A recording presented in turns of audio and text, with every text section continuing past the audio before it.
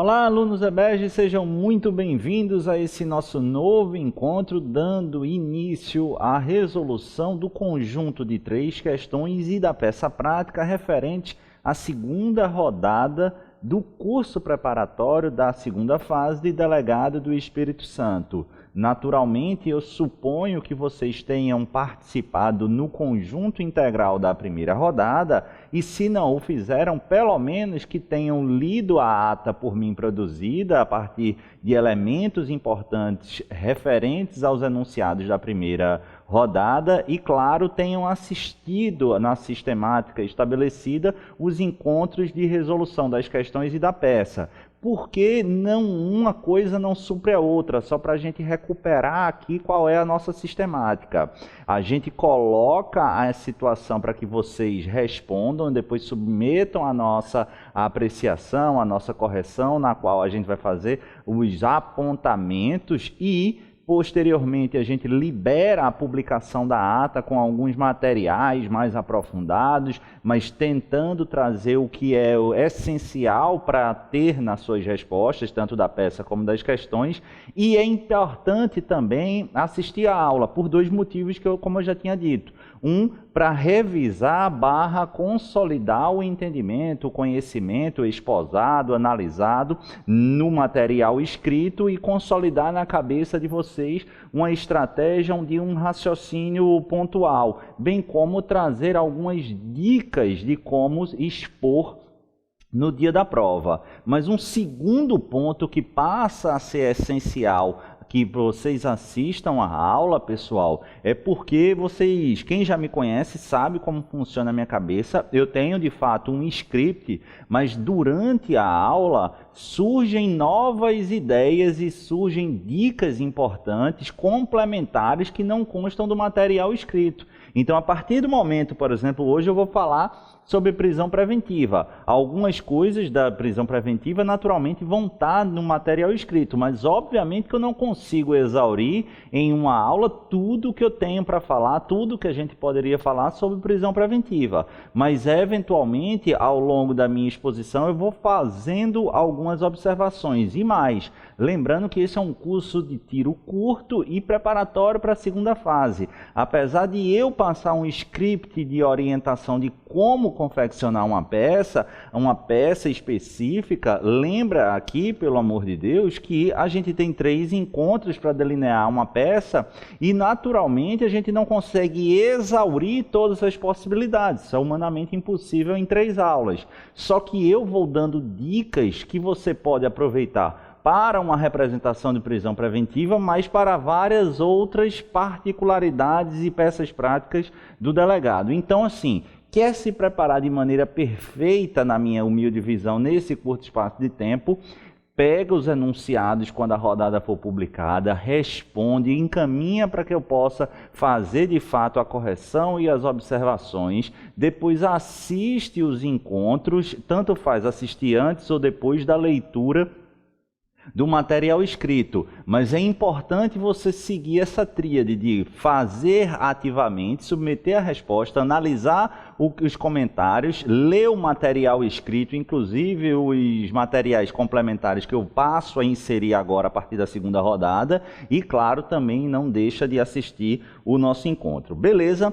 Feitas essas considerações, pessoal, aqui nessa segunda rodada, alguns comentários que eu já fiz lá na nossa primeira rodada, eu vou ou passar um pouco mais rápido ou simplesmente ignorar. Isso não quer dizer que vocês precisem, ou melhor dizendo, que vocês não apliquem o que a gente falou lá no último encontro, lá na primeira rodada, aqui nessa peça prática da segunda rodada de Delegado de Polícia Civil do Espírito Santo. Por exemplo, eu não vou explicar, eu não vou retomar a importância da leitura diagonal no momento da prova, explicar como se procedeu, como proceder ao receber o caderno de prova, o nível de adrenalina lá em cima e tudo mais, como você deve folhear, porque aquilo ali a gente já falou. Lembrando rapidamente que a leitura diagonal a qual eu menciono é quando você recebe o caderno de prova e você passa a vista antes de efetivamente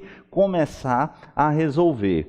Eu sei que a maioria de vocês, a esse momento, já deve ter respondido, ou se não respondeu, quando deveria, ao menos já tem contato ou já teve contato com o enunciado. De toda forma, para sistematizar a nossa aula, eu vou fazer uma leitura relativamente rápida do enunciado da peça e a partir daí sim a gente passa a tecer comentários e aprofundar aspectos relevantes para a confecção daquilo que eu chamo de resposta perfeita e, acima de tudo, trazer elementos para pontuar, sedimentar e solidificar na cabeça de vocês, para que a gente possa, no dia da prova, acertar e ter um aproveitamento significativo. Rapidamente, eu quero só lembrar, vocês já viram na primeira aula, lá na primeira rodada, uma peça que é uma peça de um nível de dificuldade maior, de fato, mas é uma das minhas apostas para cair lá no Espírito Santo, em que estado em que há uma série de crimes perpetrados por organização criminosa e é muito interessante e pertinente uma cobrança a partir da lei de elementos de investigação ou de técnicas especiais de investigação tecidos, estruturados e delineados à luz da Lei 12.850 de 2013. Então, presta muita atenção no que eu falei e essa é uma legislação que você precisa dar uma revisada. Bacana. Além disso, outra parte, só que um pouco mais tradicional, é justamente a nossa propositura nessa peça.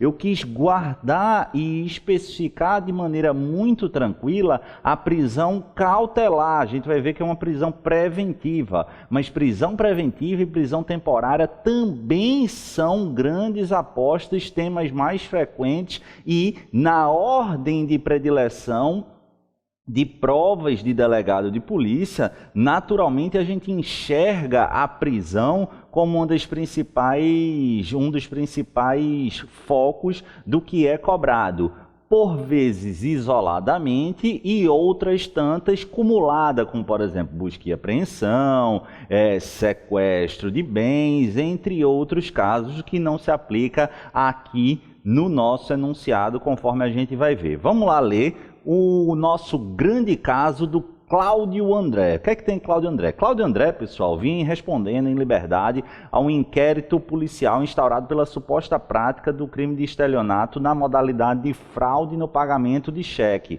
Artigo 171, parágrafo 2º, inciso 6º do Código Penal, junto à Delegacia de Fraudes na cidade de Vitória, no Espírito Santo. Trata-se de investigado tecnicamente primário. O que é tecnicamente primário? Aquele que não é reincidente. Vai lá e verifica o artigo 64 do Código Penal. Você vai observar que quando é que você é tecnicamente reincidente e, não se enquadrando nesse desenho, você vai ser tecnicamente primário. O reincidente, pessoal, é aquele que pratica um novo delito após ostentar contra si uma sentença condenatória transitada em julgado por outro crime ou contravenção. Beleza, beleza. Respeitando aí, claro, aquele período depurador, que é esse efeito sobre a reincidência vai durar até 5 anos da extinção da punibilidade da primeira condenação. É isso que é tecnicamente primário. O Cláudio André é tecnicamente primário. Só que perceba, não obstante ele ser tecnicamente primário, na sua adolescência, na adolescência dele, em período relativamente recente, cometeu alguns atos infracionais de gravidade relevante. Perceba o pulo do gato, não sei se você observou isso na sua resposta, mas a gente vai focar em esse como um dos primeiros ou um dos principais pontos da nossa questão aqui, da nossa enunciado. Quando eu coloco em período relativamente recente, eu estou implicitamente dizendo que Cláudio André é um cara novo. Porque, veja, aos 18 anos cessou a adolescência dele. Se ele, na adolescência, ele praticou alguns atos infracionais de gravidade relevante e a questão me diz que isso se deu em período relativamente recente, isso quer dizer que não faz tanto tempo assim que Cláudio André saiu da adolescência. Quantos anos ele tem? A gente não tem essa informação. O que é período relativamente recente? Eu não sei, porque para o que nos importa e no aquilo que a questão nos oferece, isso não é relevante. Não sei se são 6 anos, se são 5 anos, se são 3 anos, se são 2 anos, se é 1 ano, se é menos ou mais. O fato que eu tenho a informação, e é isso que é importante, é que esse período da adolescência no qual ele cometeu esses atos infracionais não faz tanto tempo, é relativamente recente. A conduta investigada se deu em detrimento da vítima Luiz Antônio, proprietário de uma pequena mercearia. O cheque devolvido por carecer de fundos suficientes para atender aos valores nele consignados, foi acostado ao caderno investigativo, com a devida perícia atestando ser de Cláudio André a assinatura nele constante. No entanto, a partir do depoimento das vítimas João e José, a autoridade policial tomou conhecimento de que o investigado está rondando o bairro em que a mercearia se situa, adotando postura ameaçadora e claramente intimidadora. De acordo com João, inclusive, Cláudio André estaria informando que se as testemunhas do bairro depuserem contra ele nessa persecução penal, se arrependeriam profundamente, bem como transformaria aquele bairro em uma tensão constante, com a possibilidade de crimes mais violentos. Nesse contexto, doutores, assumindo a condição de delegado de polícia responsável pelo caso, represente a autoridade judiciária competente pela decretação da prisão cautelar adequada à hipótese. Antes da gente responder, deixa eu fazer uma observação. Pessoal, sempre muito cuidado e atenção redobrada ao enunciado. Por quê? Porque alguns de vocês trouxeram nas respostas exatamente, sabe o quê? Alguns pedidos de medidas cautelares diversas da prisão. É até possível cogitar que, se isso fosse um caso concreto, a prisão preventiva ela não fosse o mecanismo idôneo a ser aplicado. Depender aí da sua situação, mas perceba, se não tivesse feito essa observação, o que é que eu acho que você deveria ter feito? Deveria ter pedido a prisão preventiva e representado pela preventiva e subsidiariamente representado por eventuais outras medidas cautelares arroladas no 319 e 320 do Código de Processo Penal. Mas perceba que a gente não pode dissociar a nossa peça e a atuação como candidato do próprio comando do enunciado. E o comando do enunciado, ele não deixa margem de dúvida. E é aqui que você precisa entender. Ele só coloca basicamente uma opção. Por quê? Porque ele impõe que você, doutor, como autoridade policial, como delegado de polícia, represente ao magistrado competente pela decretação de uma prisão cautelar adequada à hipótese. Quando eu coloco isso, eu digo, olha, eu quero uma prisão cautelar, pare de conjecturar qualquer outra coisa, é isso que eu quero. Entendido, entendido. Então, Pedro, o que são ou quais são as prisões cautelares? Por isso que quando o enunciado vier dessa maneira, você basicamente tem duas opções. Ou você vai confeccionar uma representação relativa à prisão temporária, que não é o caso específico, porque a prisão temporária ela tem uma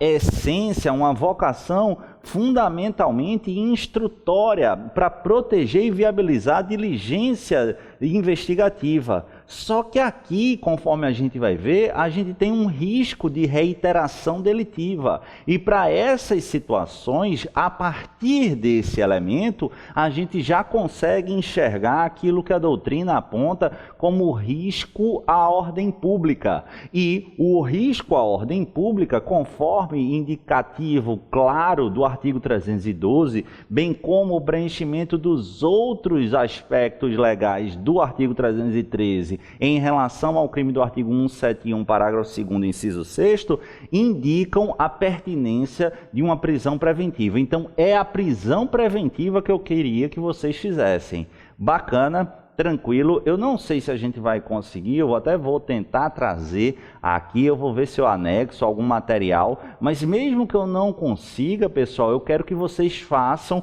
um quadrinho apontando efetivamente as diferenças e semelhanças e as situações práticas entre prisão preventiva e prisão temporária, porque isso aqui você não pode errar, pelo amor de Deus. Tranquilo? Bacana? Avança aqui comigo. Só uma observação que às vezes o examinador ele pode ser maldoso, ele vai fazer. Você como delegado de polícia represente pela prisão cautelar tipicamente da fase investigativa. Quando ele fizer isso, se ele fizer isso, perceba que ele vai estar pedindo para os senhores e para as senhoras que vocês façam a peça referente à prisão que somente cabe, prisão cautelar, durante a fase investigativa. E qual é essa? É a prisão temporária, porque a prisão preventiva é cabível na fase investigativa, mas também é cabível na fase judicial da persecução, diferentemente da prisão temporária. Bacana? Tranquilo? Então vamos avançar aí para a resolução da peça. E naturalmente a gente começa com o nosso cartão de entrada, que é o endereçamento. Vocês devem estar lembrados do último encontro referente à peça da primeira rodada, em que eu disse, olha, não há dúvida aqui, não pode errar de jeito nenhum, porque a informação do juízo que já vinha atuando naquela investigação era apontado da próprio enunciado. Salvo melhor juízo, eu mencionei a primeira vara criminal da capital. Nesse caso aqui, não há nenhuma menção, então eu não sei qual é o juízo. Só que eu sei que a circunscrição da autoridade policial, da delegacia de fraude, é na cidade de Vitória, que é a capital do estado do Espírito Santo. Eu sei que o juiz para o qual eu estou destinando aquela representação é um juiz vinculado ao Tribunal de Justiça do Espírito Santo e, portanto, um juiz de direito. Eu tenho a convicção de que se trata de que esse juiz de direito ele está vinculado a uma vara criminal. Eu até coloquei criminal aí entre parênteses, porque se você não quiser colocar, tudo bem, você pode colocar, porque em tese você não sabe como é a sistematização, a divisão, se na capital do Espírito Santo tem uma vara criminal. Eu colocaria criminal porque hoje no Brasil, indubitavelmente, não existe nenhuma comarca de capital que não tenha uma vara tematicamente atrelada ao âmbito criminal. Então eu colocaria, mas também não tiraríamos pontos se você colocar da vara da capital. Beleza? Tranquilo. Segue o barco e você acerta. Só que, pelo amor de Deus, não diz primeira, não diz segunda, não diz quinta, não bota número. Por quê? Porque se você colocar, sabe o que é que vai estar dando a mensagem? De onde é que ele tirou isso?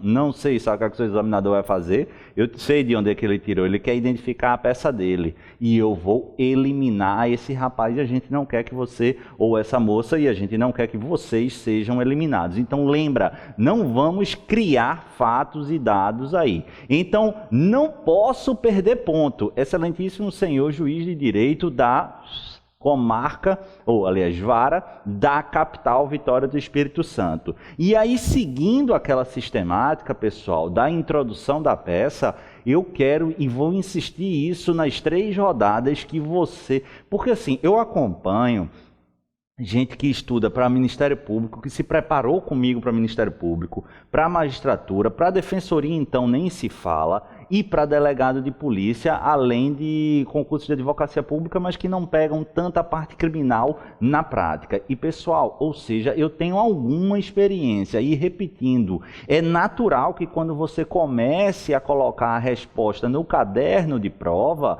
seu nível de tensão esteja alto, e o nível de tensão / adrenalina alto, ele enseja tendências de lapsos de concentração, e aí é que você erra pontos besta, e a gente não pode perder pontos besta. Daí porque mesmo que você não queira passar o rascunho, o papel borrão na íntegra para sua estruturação e posteriormente no caderno de prova, o ideal é que você faça isso nessa introdução, porque ao passo que você vai copiando essa introdução, basta esse parágrafo para o nível de adrenalina se estabelecer, sua concentração retomar o fluxo comum e aí você seguir o barco mais tranquilo, beleza? Então é por isso que eu faço questão, além de falar, enfatizar isso aqui na aula e ler literalmente a nossa introdução padrão. A Polícia Civil do Espírito Santo vem, por meio do delegado de polícia infrafirmado, no exercício de suas funções calcadas no artigo 144 da Constituição Federal, na Lei 12.830 de 2013, bem como no Código de Processo Penal Brasileiro e demais legislações especiais, perante Vossa Excelência, representar pela decretação da prisão preventiva. Eu já coloco qual é a prisão aí, qual é a medida. Por que prisão? Porque lembra, foi o próprio enunciado que disse, meu amigo, prepare a representação da prisão cautelar. E aí, quando ele faz isso, ou é preventiva ou é temporária, a gente vai ver as razões pela qual é efetivamente a prisão preventiva. Com a respectiva expedição de mandado para tal finalidade, isso é importante, na forma do artigo 311 e seguintes do Código de Processo Penal, pelas razões fáticas e jurídicas a seguir delineadas. Volta aqui comigo, perceba, lembrando o que a gente já falou da aula passada. Pedro, eu preciso mencionar dispositivo de lei, número de lei, artigo e capítulo, essas coisas? Não. Mas perceba, pessoal, se você comparar essa introdução com a da peça passada, elas são muito semelhantes. Pega bem, não é assim, não é que você vai ganhar ponto, mas eu já conversei com vários examinadores e, assim como Pedro, letra bonita é essencial para passar? Não, mas ajuda muito. Imagine você, é por isso que eu não dou aula mais em graduação. Eu comecei a dar aula em graduação, pessoal. Botava o pessoal para escrever, meu amigo, quando no dia de prova, quando eu tinha que corrigir, eram 60 provas, aqueles garrancho velho, dava um ódio tão grande, já querendo logo, bicho, eu quero ir para a praia, quero tomar uma cerveja, tendo que decodificar esse hieroglifo aqui, que negócio insuportável. Então, obviamente que você não ia dar zero, mas desgasta, você fica com má vontade. Da mesma forma, quando você vê uma letra bonitinha e tudo mais, você já fica com boa vontade. É a mesma coisa. Há 3 anos eu presido a comissão de estágio lá na Defensoria Pública da União. Então, assim, tem a fase de correção. A gente percebe isso. Claro que o cuidado aí, a análise é técnica, mas se você tem uma resposta organizada, uma letra bonitinha, uma organização, ideias concatenadas, você já vê com mais boa vontade. Da mesma forma, quando você vê uma peça com uma introdução com essas menções corretas de dispositivo de lei padronizado, você já, inconscientemente até, você já olha com uns olhos de positividade. Por isso, eu não estou dizendo para vocês ao longo do texto ficar se preocupando em indicar número de súmula, número de julgado, número de artigo, número de dispositivo. Inclusive, eu bati muito isso na aula passada. Se você não se lembrar, não arrisca. Porque assim, colocar quando eu tenho convicção absoluta pode ajudar? Pode, não estou dizendo que ajuda. Não vai garantir ponto, mas pode garantir simpatia. Agora, tenha certeza, colocar dispositivo errado, colocar número de lei errado, isso causa uma antipatia monstra, porque o cara não precisava e o cara perde ponto desnecessariamente. Então tenta memorizar com as tuas palavras mesmo, não precisa ser exatamente esse não, mas cita o artigo 144 da Constituição, é padrão de segurança pública. A Lei 12.830 é instrumento fundamental normativo da investigação criminal tocada por delegado de polícia, você vai se lembrar naturalmente. E aí a menção do Código de Processo Penal e legislação penal, e eventualmente legislações penais especiais. Beleza, tranquilo. E aí, sobre a prisão preventiva, você não precisa colocar. Eu coloquei 311 seguintes, é porque a gente estuda tanto, e vocês talvez estudem tanto a ponto de já saber que começa no 311 e adianta. Se não souber, não precisa mencionar. Se estiver na dúvida, começa no 310 ou no 311. Aí você não chuta, beleza? Tranquilo? Feitas essas observações, vamos a outra observação importante, diferenciando lá da nossa primeira rodada.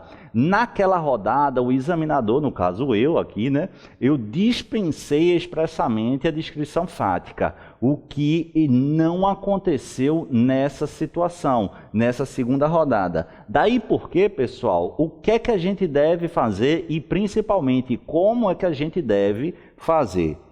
Se eu não dispensei como examinador expressamente a questão fática, e se vocês observarem a estruturação de uma representação de prisão preventiva, naturalmente você precisa circunstanciar a investigação para o juiz, a descrição fática ela é imprescindível. Se ela é imprescindível, ela efetivamente vai estar lá no seu espelho de correção. Se está lá no seu espelho de correção, doutores, presta atenção, por quê? Porque aqui você efetivamente vai precisar fazer constar e descrever os fatos. Você vai ter duas formas, duas estratégias aqui para você escolher. Ou você abre um tópico dizendo dos fatos e tenta resumir aquele enunciado e não copiar a descrição fática naquele item, é o que normalmente eu gostava de fazer. Ou então você abre um tópico afirmando dos fatos e do direito, e aí você explica os fatos ao mesmo tempo em que faz a fundamentação jurídica do seu pedido. Presta atenção que eu sempre aconselho que ao menos um título, um ponto, ou isoladamente dos fatos com a explicação, ou dos fatos e do direito, esteja expressamente no seu material. Por quê? Porque na hora da correção, eu já expliquei como é que é uma correção, é quase cara crachá. O examinador ele olha se aquele item do espelho vai estar na sua prova, e se tiver, ele dá ok. Se ele não tiver, se ele não enxergar ali, ele tira o ponto. Ou ele dá ou ele não dá o ponto, beleza? Se você não colocar expressamente que trabalhou os fatos, ainda que os descreva, é possível que o examinador não concorde. Ah, não, eu acho que devia ter um ponto específico e demonstrar formalmente que está ali uma análise fática. E aí não dê o ponto cheio ou não dê qualquer ponto. Para a gente se blindar desse risco que pode ou não acontecer, a gente não tem bola de cristal, não custa nada. Então cria um item dos fatos e desenvolve um ponto de maneira bem superficial, bem resumida, para não ficar copiando e consumindo as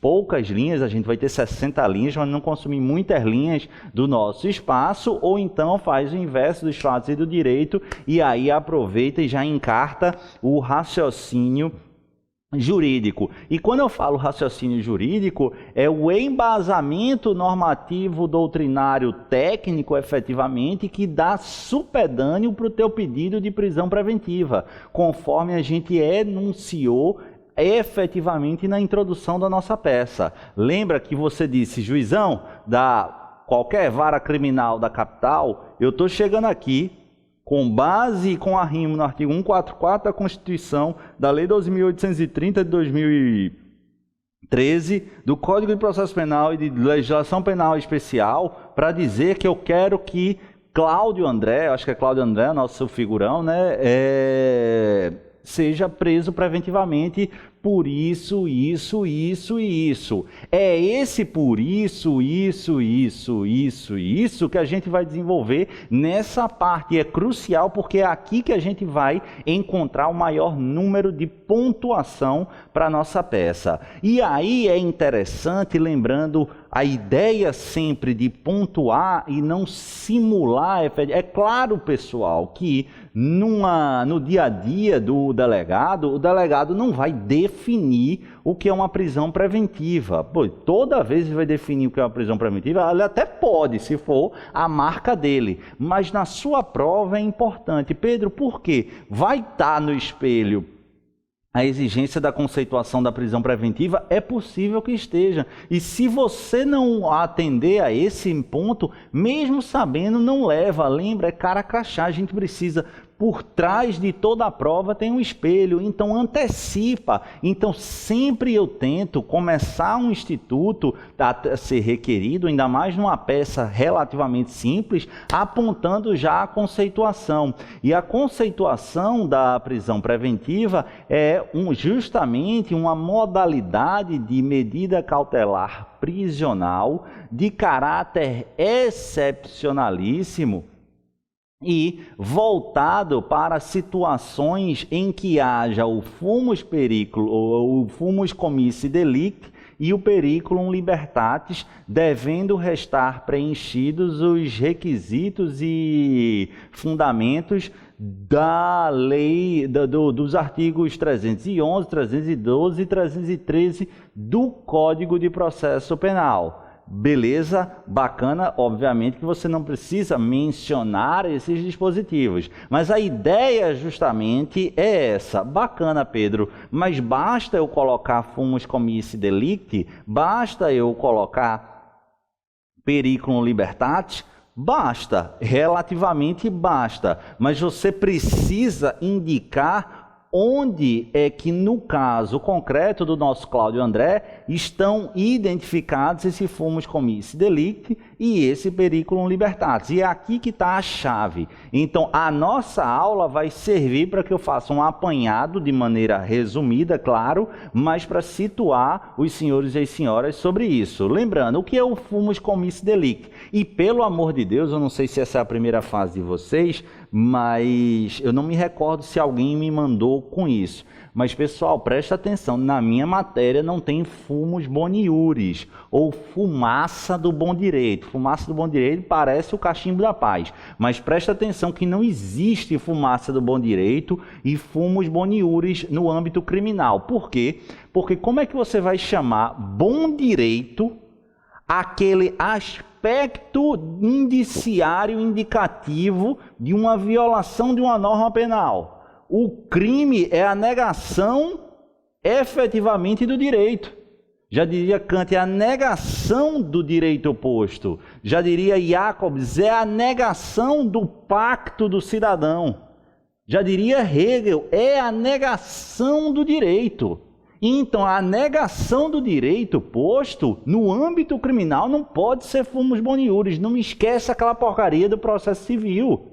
Processo civil pode até dizer o cachimbo da paz lá, a fumaça do bom direito, o fumus boniuris, quando eu demonstro aqui que o meu direito à saúde está em risco. O direito à saúde é um bom direito, é um direito essencial, mas o fumo ou a probabilidade de cometimento de um delito não tem porcaria nenhuma de bom direito. Então, pelo amor de Deus, não vai escrever fumus boniuris ou fumaça de bom direito. Pedro, eu tenho medo. Na hora eu tenho medo de não saber escrever fumus comissi delicti. Beleza, bota a fumaça do cometimento do delito ou a aparência de cometimento do delito. Tranquilo. E o que é essa aparência do cometimento de delito ou fumus comissi delicti? Na minha matéria, doutores, é o binômio da prova da existência do crime, bem como indícios efetivos de autoria ou participação. Bacana. E no caso concreto, Pedro, eu preciso demonstrar esse fumus comissi delicti, não é? Sim. Por quê? Porque ele é pressuposto fundamental para a decretação de uma prisão preventiva. Então, no caso concreto, eu tenho, a partir do enunciado, esse fumus comissi delicti. Tenho. Quais são ou onde é que ele está? Presta atenção, porque a prova da existência do crime, ou seja, a materialidade delitiva, ela consta do caderno investigatório, onde no cheque, lembra, pessoal, não tem informação como regra desnecessária no enunciado.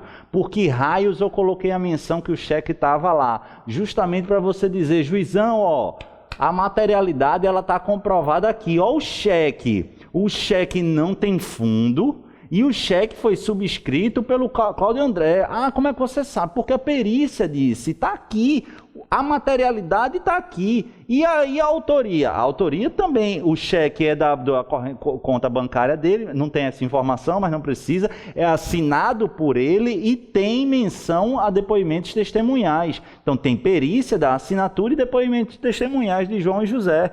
Tchau e bênção, doutor. Já atendi. Pedro, atendeu o Fumus Commissis Delicti a partir da prova da existência do crime, índice, autoria e participação, é suficiente para requerer e, posteriormente, a determinação de uma prisão preventiva? Não. Eu preciso agregar ao outro requisito cumulativo, que é justamente o periculum libertatis, lido da segunda maneira. Não é perigo da demora, não. E esquece essa porcaria lá do processo civil. Perigo da demora, eu não estou nem aí. É o perigo desse rapaz ficar solto. Porque se esse rapaz ficar solto, aí eu vou atacar ou colocar em risco valores essenciais que, se estiverem claramente em risco e, de fato, para a respectiva proteção, a prisão se revelar essencial, o legislador me autoriza que eu, excepcionalmente, fixe essa reclusão, essa prisão de maneira cautelar. E o periculum libertatis para, pessoal, a prisão preventiva é justamente aqueles pressupostos que estão colocados no artigo 312. E eu destaquei já os dois nos quais Cláudio André incorreu e que você precisa fundamentar. Lembrando, quais são os requisitos, ou melhor, os pressupostos caracterizadores desse periculum libertatis? Garantia da ordem pública, garantia da ordem econômica, que é desnecessário, mas enfim, se a gente tiver num crime contra a ordem econômica, basicamente a gente utilizaria ele.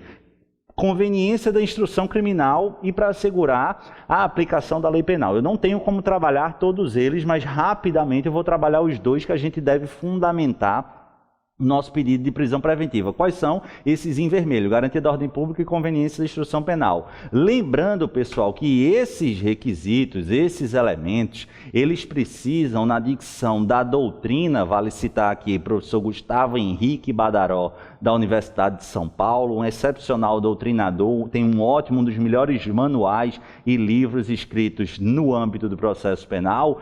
Tema esse agasalhado pela jurisprudência do Superior Tribunal de Justiça e do Supremo Tribunal Federal, aponta, presta atenção, que quando a gente estuda e aplica na prática as cautelares no âmbito criminal, mormente a partir da Lei 12.403 de 2011, nós temos que prestar atenção na hora da fundamentação mais dois requisitos. Por quê? Porque, perceba, a medida prisional, ela é exceção.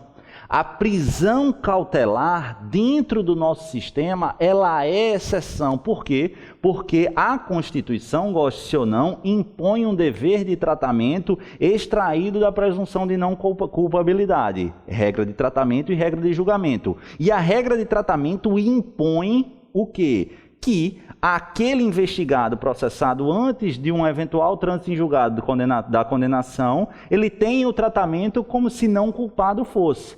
E o não culpado não fica preso. Essa é a regra. Esse princípio constitucional, ele comporta exceção? Sim, tranquilamente se admite. Por quê? Porque não existem direitos fundamentais absolutos. Ao menos esse é o entendimento majoritário. Bacana, bacana. Então, se entendido isso, a gente precisa entender ou compreender que é extremamente fundamental que a gente justifique, fundamente e demonstre se tratar de uma situação de excepcionalidade, mas excepcionalidade ainda para fixar a prisão. Por quê? Preste atenção. O tratamento ao não culpável é o cara ficar livre, tá? Pô, se eu não sou culpado de nada e mesmo respondendo a um processo, mesmo sendo investigado, a Constituição me garante esse tratamento, eu não posso ter os meus direitos restritos. Mas em caso de excepcionalidade, se a medida apontada for de fato necessária e adequada, eu preciso de uma medida que limite da menor maneira possível e que seja tão eficaz quanto para as investigações, para o processo, enfim, para o propósito a que se destina.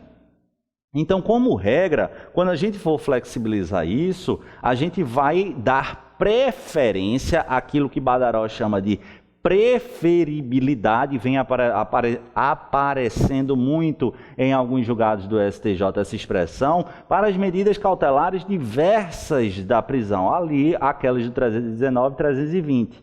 Mas você deve demonstrar aqui que o risco da ordem pública e a conveniência da instrução criminal, ela é tão efetivo que as medidas do 319 e 320 não garantem a proteção aqui necessária. Então é importante que você coloque na sua resposta essa compreensão de que a prisão é uma medida cautelar de extrema ratio, cabível quando quando as diversas da prisão elas se revelem insuficientes. Beleza? E tem um aspecto que aí para nossa questão, para o nosso enunciado, não é muito preocupante, mas vale apontar porque vem aparecendo, sobretudo nos últimos 2 anos, em julgados do Supremo Tribunal Federal, que é a contemporaneidade. Vamos imaginar, estou em 2019, e aí tem uma investigação antiga e tudo mais, e aí a gente vê que em 2011... o cara ameaçava a testemunha. A gente já tem processo, esse processo já está concluído para a sentença, ou seja, ele já acabou a instrução processual. O juiz pode, com base em 2019, com base nessa ameaça de testemunha que surgiu agora, determinar a prisão preventiva por conveniência da instrução criminal? Não. Por quê? Porque não é contemporâneo.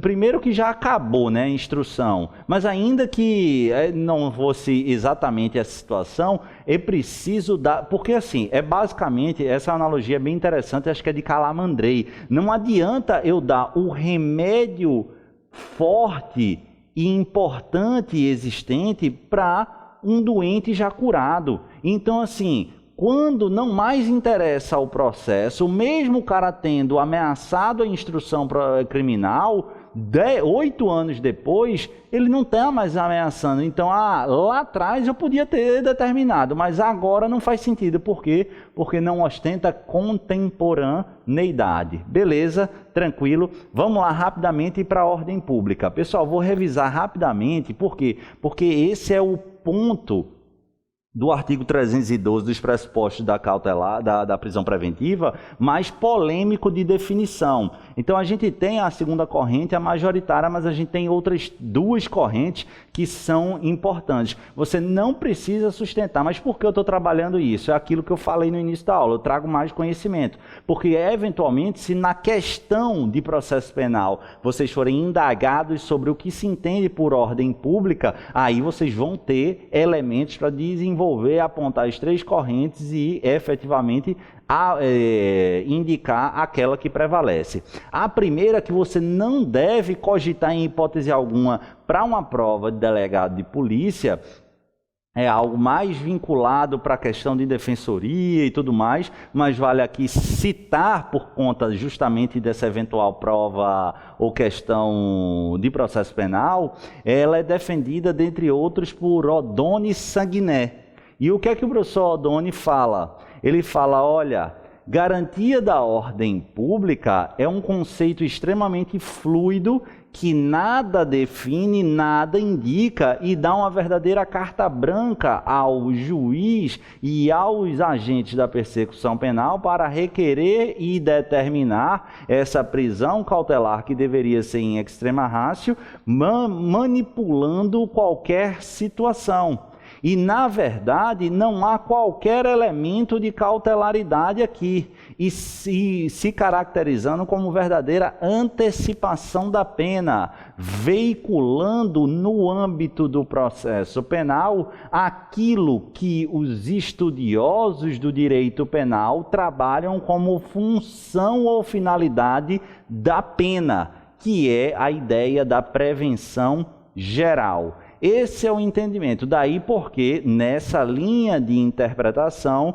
toda prisão cautelar preventiva calcada na garantia da ordem pública, ela seria inconstitucional. Por quê? Porque nada tem de elementos de cautelaridade. Sobretudo quando a gente analisa o segundo entendimento, que é a ordem pública é posta em risco quando houver indicativo de possibilidade ou probabilidade de reiteração delitiva. Então, eu apontar risco de reiteração delitiva é uma ideia de prevenção geral e não de elementos de cautelaridade, porque não está voltado com a ideia da cautelar para a proteção da instrução processual e da investigação da persecução.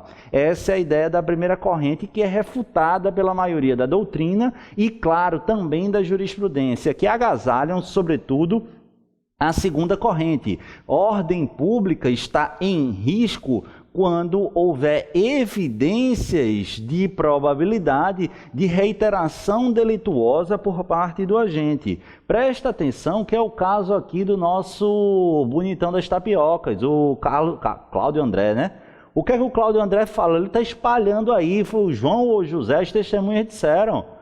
Ele está dizendo por aí que, ó, se o galo cantar, eu vou tocar o terror aqui. Ele vai tocar o terror? Não sei, mas ele está dizendo, tem indicativos claros. O cara está ameaçando testemunha, isso implica violação à conveniência da instrução criminal, como é que eu vou ver lá? Mas além de ameaçar as testemunhas, ele está dizendo, ó, se vocês depuserem, eu vou transformar o bairro de vocês no inferno. Ele vai fazer isso? Eu não sei, mas há um risco evidenciado de reiteração delituosa e pior, na reiteração agravada, porque ele está dizendo que vai tocar o terror com crimes mais violentos. Então, perceberam?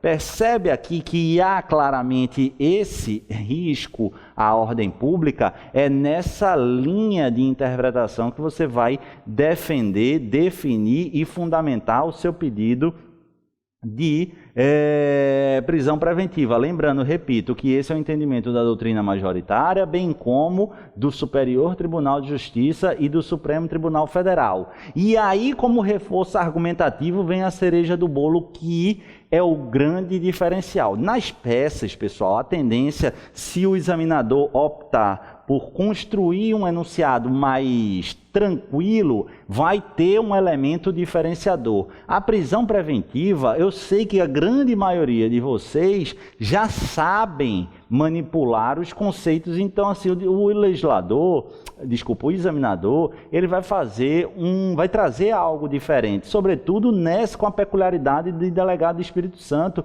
que muita gente conseguiu a aprovação. Então, para a segunda fase. Então, assim, a segunda fase ele tem que passar uma régua. E minha aposta é justamente em um elemento aí pouco conhecido ou pouco lembrado. Justamente uma informaçãozinha. Lembra logo no cartão de visita do enunciado o que é que ele disse? Que o Cláudio André era tecnicamente primário. Mas na adolescência, que não fazia muito tempo, ele praticou atos infracionais de natureza grave. Presta atenção nessa decisão do Superior Tribunal de Justiça, decisão essa de sessão, terceira sessão. Por que isso é importante? Porque a terceira sessão, ela reúne a quinta e a sexta turma e são reunidas essas turmas criminais na sessão que é a terceira, ou seja, é uma decisão consolidada no âmbito do Superior Tribunal de Justiça. E presta atenção que, Pedro, atos infracionais podem se caracterizar como maus antecedentes? Não é a resposta. Pedro, atos infracionais podem servir de fundamento para a caracterização de reincidência? Não. Por quê, Pedro? Porque necessariamente, de acordo com a estruturação e interpretação conjugada do Código Penal e do sistema penal pátrio, posto, positivado, para fins de maus antecedentes e ou de reincidência, deveremos falar em condenação definitiva relacionada à infração penal, ou seja, cometimento de infração penal. E quem é que pode cometer infração penal? É o imputável. Se você cometeu ato infracional, é porque você é sub-18, você é menor de 18, não ostenta a maioridade penal. E se você não ostenta a maioridade penal, você não comete crime. E se crime, ou pelo menos infração penal, é essencial para a caracterização de maus antecedentes e ou reincidência, ato infracional não pode. Então, anota aí, pelo amor de Deus, para o STJ, os atos infracionais, independentemente da gravidade, não funcionarão como maus antecedentes e tampouco como reincidente. Mas aí chega o nosso ponto primordial, exarado justamente aqui nesse RHC 63855, lá de Minas Gerais, no qual a terceira seção apontou, beleza, não posso usar para reincidência e maus antecedentes, mas eu posso sim e devo utilizar esses atos infracionais, desde que preenchidos alguns vetores interpretativos, como fundamento da personalidade do agente e indicativo de reiteração delitiva. E, portanto, fundamentando o eventual decreto de prisão preventiva com base na garantia da ordem pública. Então, para o STJ, presta atenção nesses 3 requisitos que eu preciso que você coloque. Quando, não são todos os atos infracionais, tá, pessoal? Alguns atos infracionais, eles podem servir de supedâneo argumentativo para fundamentar a prisão preventiva calcada na garantia da ordem pública. Eu preciso de indicativos da probabilidade de reiteração delitiva. A gente já tem os depoimentos testemunhais que eu mencionei. E mais, Cláudio André, ele praticou atos infracionais em data relativamente recente de extrema gravidade. E aí, quais são os requisitos que o STJ afirmou? O STJ disse, esses atos infracionais eles podem ser utilizados como arrimo argumentativo para fins de decreto da prisão preventiva, desde que haja gravidade específica do ato praticado, requisito atendido conforme o enunciado, o tempo decorrido entre o ato e o crime analisado não seja exagerado, a gente tem essa informação no enunciado e a comprovação da ocorrência desse ato. O enunciado afirmou, não fez conjectura. Então, eu precisava que vocês colocassem esses 3 fundamentos, demonstrasse que o STJ admite a utilização de atos infracionais para fins de fundamentação de prisão preventiva, e aí, tchau e bênção, a gente matou a questão. Beleza, pessoal? Ah, Pedro, eu não conhecia esse julgado. Ah, Pedro, eu não sabia que eu precisava. Não interessa, pessoal. Errei, eu não gostei, estou triste. Dane-se, pessoal, como eu sempre brinco, ó. Brinco não, como eu sempre falo, a hora de errar é essa aqui. Imagine, ah, Pedro, eu tirei 0. Sabe qual é a felicidade que eu tenho? Não é, obviamente, que você tenha tirado 0. Não é que você disse, nossa, Pedro é um desgraçado, miserável, me fez sentir mal. Não quero que você se sinta mal. Massa se você acertou. Mas se você errou, veja a janela de oportunidade. Isso é algo que pouca gente vai acertar. Por quê? Porque é um julgado importante, específico, mas o grande detalhe é se lembrar desses 3 aspectos, porque não é todo ato infracional que vai ensejar a argumentação para fins de prisão preventiva. Você precisa apontar esses 3 aspectos. Beleza, pessoal, com suas palavras, mas aí se cai na prova uma coisa dessa, aí, meu amigo, a gente vai beber até amanhã. Beleza? E aí eu quero que vocês agradeçam. Tô brincando. Vamos embora, vamos adiantar aqui, porque tem só para a gente fechar uma terceira corrente que fala da reiteração delituosa, conforme, mas acrescenta aí o clamor social. Esse entendimento ele vem sendo refutado sistematicamente pelo STJ, pelo Supremo Tribunal Federal, que apontam, salvo alguns julgados específicos, que a gravidade em abstrato e o clamor social por si só não são fundamentos ensejadores e legitimadores do decreto de prisão preventiva. Então, eu preenchi esses aspectos, demonstrei que eu tenho lá o fumus periculum, o fumus commissi delicti e o periculum libertatis, à luz da materialidade, indício de autoria, e do periculum libertatis à luz especificamente da garantia da ordem pública, e eu acho que eu pulei, né? É o da conveniência da instrução. Conveniência da instrução você vai fundamentar, justamente, precisa constar na sua prova, você vai fundamentar nas ameaças às testemunhas. Tranquilo? Além disso, eu preciso mais alguma coisa? Sim, por quê? Porque não é toda e qualquer infração penal que vai desafiar, que vai autorizar a fixação da prisão preventiva. Por que não, Pedro? Lembra e tatua essa desgraça no braço. Prisão preventiva, prisão cautelar é medida de extrema ratio. Então eu preciso preencher alguns aspectos e esses aspectos estão encartados no artigo 313. Não dá tempo da gente trabalhar todos os elementos do artigo 313, mas dá para eu trabalhar e eu preciso, claro, trabalhar o que é importante para a nossa questão aqui. Você sabe que estelionato, pessoal, ou condutas a ele equiparadas, tem uma pena superior a 4 anos. Ah, Pedro, eu não sabia. Precisa saber, tá? Pedro, eu preciso saber todos os crimes, os preceitos secundários, não, mas alguns você precisa saber. Você precisa saber que estelionato ele tem pena superior a 4 anos, que o roubo, que o tráfico de drogas, você não precisa saber exatamente em detalhes. Mas estelionato, na sua forma básica, ele tem pena de 1 a 5 anos. E por que isso é importante? No nosso caso, não há dúvida quanto ao elemento subjetivo do dolo, que é a vontade consciente de agir conforme o tipo penal impõe. Então a gente tem a certeza, ou ao menos a convicção, no momento da investigação, que se trata de um crime potencialmente doloso e que a pena máxima privativa ela é superior a 4 anos. Pronto. Atendia os requisitos do 313, inciso 1º, que diz nos termos do 312 do Código, será admitida a decretação da prisão preventiva quando? Então, eu preenchi todos aqueles requisitos, fomos commisso delicti e periculum libertatis, sim. Mostrei que, ainda que seja num parágrafo, a medida de prisão, ela é de extrema ratio, mas as demais medidas cautelares alternativas, elas são insuficientes para o caso concreto, sim. Aí você pode pensar, e é aqui que o aluno pega, tá, pessoal? Pedro, mas eu não acho.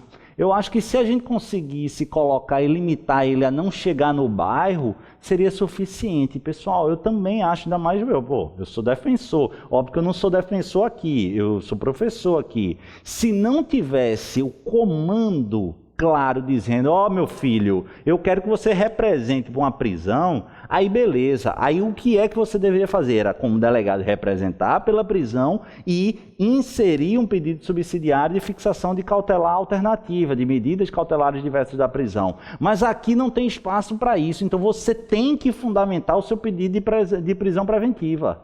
Beleza? E é aqui que você fixa. Lembrando o que é que o artigo 171 fala. O artigo 171 caput, ele define e tipifica o crime de estelionato, mas no parágrafo 2º, inciso 6º, ele bota nas mesmas penas, incorre quem? Que penas? Reclusão de 1 a 5 anos e multa. 6. Emite cheque sem suficiente provisão de fundos em poder do sacado ou lhe frustra o pagamento. Justamente a conduta do nosso amigão lá, Cláudio André. Pessoal, aqui não tem nada a ver com a nossa questão, mas eu aproveito para acrescentar, e não tem, salvo melhor juízo, no material de vocês. Eu acho que eu não coloquei. Presta atenção que eu tenho medo dessa súmula, porque assim, ela é tenebrosa, e eu ia trazer aqui, eu tenho meu livro, né, de comentários, saiu pela Juspoli, já está, graças a Deus, na 2ª edição, e a primeira tiragem da 2ª edição já está esgotada, mas o que é que acontece? Nesse livro, eu comento todos os recursos repetitivos, as repercussões gerais, as súmulas dos tribunais superiores, do Supremo Tribunal Federal, do Superior Tribunal de Justiça, de direito penal, processual penal e execução penal. E essa súmula é uma das que mais dá dor de cabeça para os alunos antes de estudar, porque ela tem uma redação tenebrosa. Não dá para entender o que é que ela quer dizer com isso e por que essa desgraça é importante. Lê comigo aí que eu vou explicar rapidamente. O pagamento de cheque emitido sem provisão de fundos, artigo 171, parágrafo 2º, inciso 6º, após o recebimento da denúncia, não obsta ao prosseguimento da ação. Sim, Pedro, o que é que isso me acrescenta? Presta atenção, por quê? Porque eu tenho que desvendar o que é que essa súmula está dizendo. Se o pagamento do cheque sem fundo após o recebimento da denúncia ele não obsta ao prosseguimento da ação, você precisa acreditar em mim ou pesquisar que se ele de outra sorte, lendo a contrário senso, for feito o pagamento antes do recebimento da denúncia, ele vai obstar ao prosseguimento da ação penal, e é justamente isso. A súmula 554 do Supremo Tribunal Federal, ela tem raízes, ela tem fundamento, ela tem estruturação com bases de política criminal. Ah, Pedro, o Poder Judiciário está fazendo política criminal, isso são outros 500 que a gente não vai refletir agora. Mas o fato é que o pagamento, então vamos imaginar que Cláudio André, a gente está na fase investigativa, ele reconheça tudo, pague e aí apresente, ó, eu paguei. A gente nem processo tem claramente, incidindo a súmula 554 do Supremo Tribunal Federal, a gente vai ter o quê? Extinção da punibilidade, por razões de política criminal chanceladas no verbete simulado do Supremo Tribunal Federal. Bacana? E por que isso é importante? Porque se a gente não tivesse essa súmula que gera a extinção da punibilidade, que legitima a extinção da punibilidade, a gente não teria a punibilidade fulminada, mas sim abrir-se-ia margem para efetivamente aplicar o arrependimento posterior. Por quê? Porque o pagamento ou a reparação do dano causado antes do recebimento da inicial acusatória, como regra nesses crimes patrimoniais sem violência, eles ensejam um arrependimento posterior, que culmina com a incidência de uma causa de diminuição de pena de 1 a 2/3.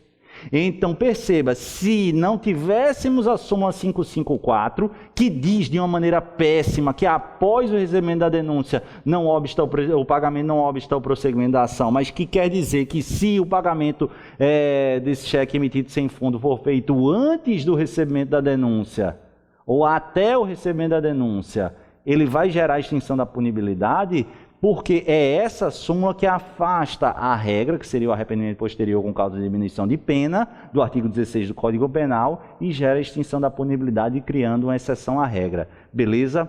Explicação rápida para acrescentar o conhecimento aí de vocês. E aí a gente fecha, pessoal, o nosso pedido de maneira linda e bonita. Diante do exposto, após a explanação fática e jurídica acima delineadas, com arrimo na legislação vigente, representa-se pela prisão preventiva do senhor Cláudio André, anota aí com esse complemento, com a respectiva expedição de mandado de prisão. Por quê? Porque isso vai estar no espelho de prova? Não sei, mas deveria, porque a prisão preventiva, conforme determinação da Constituição, ela deve se materializar em ordem escrita e fundamentada de autoridade competente. Então você, delegado, deve demonstrar ao juiz que você quer essa classe, essa espécie de prisão cautelar e que ela demanda um mandado de prisão com decisão fundamentada e escrita. Beleza? Tendo em vista o preenchimento dos pressupostos e requisitos da medida, sobretudo visando a garantia da ordem pública e conveniência da instrução processual penal na forma da legislação vigente. Vitória do Espírito Santo,